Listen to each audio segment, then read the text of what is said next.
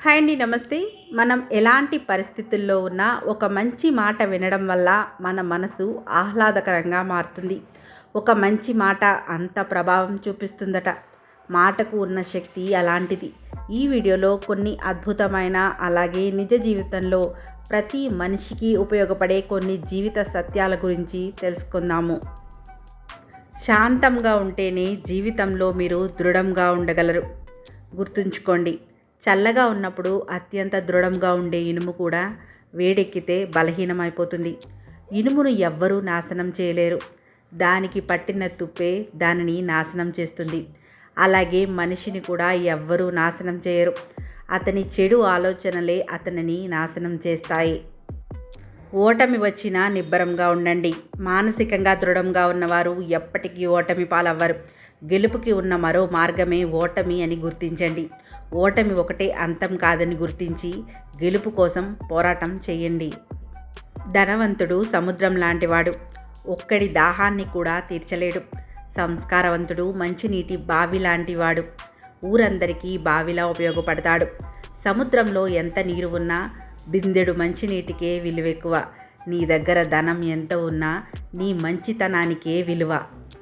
నీటిలో పడవ ఉండాలి, కానీ పడవలో నీరు ఉండకూడదు. అలాగే జీవితంలో జ్ఞాపకాలు ఉండాలి, కానీ జ్ఞాపకాలలోనే జీవితం గడిచిపోకూడదు.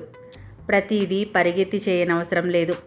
జీవితంలో పరుగుని ఆపి నిదానం అలవాటు చేసుకోండి. పరుగెత్తే కుందేలు బ్రతికేది 10 సంవత్సరాలే. నిదానంగా సాగే తాబేలు ఆయుష్ 100 సంవత్సరాలు. అందం నడవడికలో ఉంటుంది, కానీ ఆడంబరంలో కాదు. సత్యం, ప్రేమ ఎక్కడ ఉంటాయో అక్కడ శాంతి తప్పక ఉంటుంది.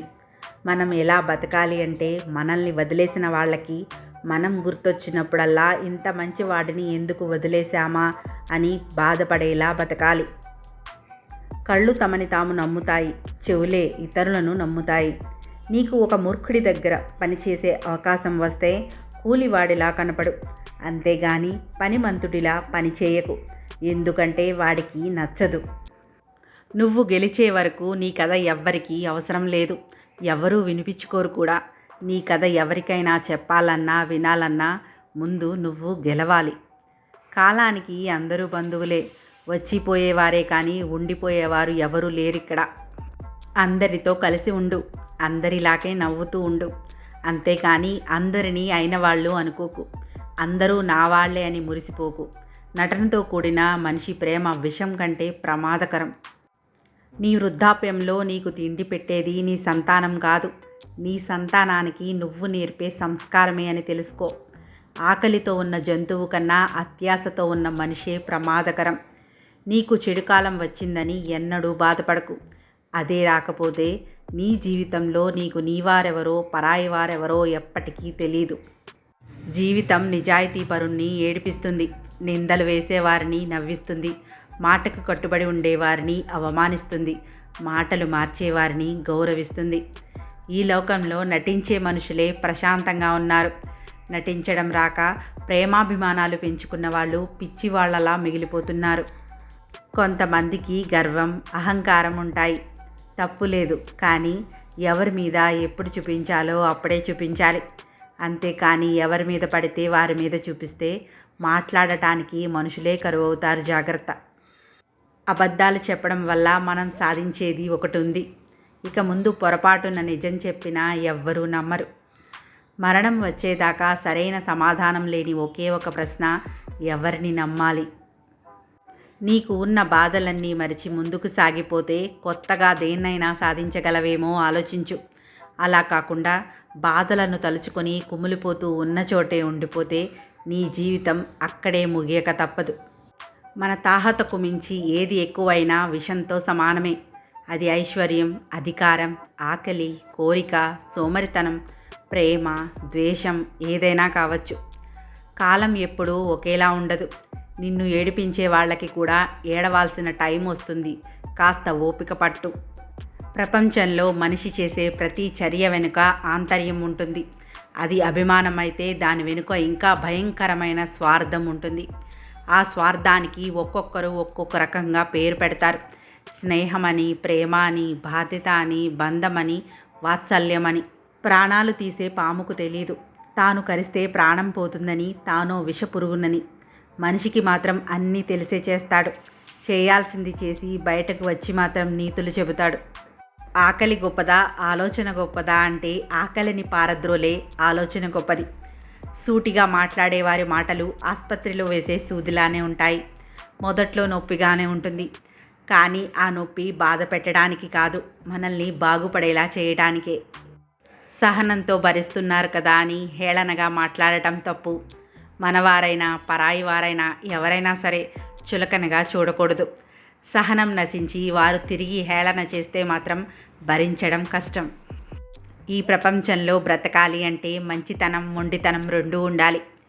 మంచితనం మనుషుల మీద చూపించాలి, మొండితనం పరిస్థితుల మీద చూపించాలి. ఎవ్వరి నుండి ఏది ఆశించకూడదు, అది నీ ఆనందాన్ని చంపేస్తుంది. నలుగురు ఏమనుకుంటారో అని జీవితం మొత్తం కలవరపడే మనిషి పరమాత్ముడు ఏమనుకుంటాడో అని మాత్రం ఒక్కసారి కూడా ఆలోచించడు.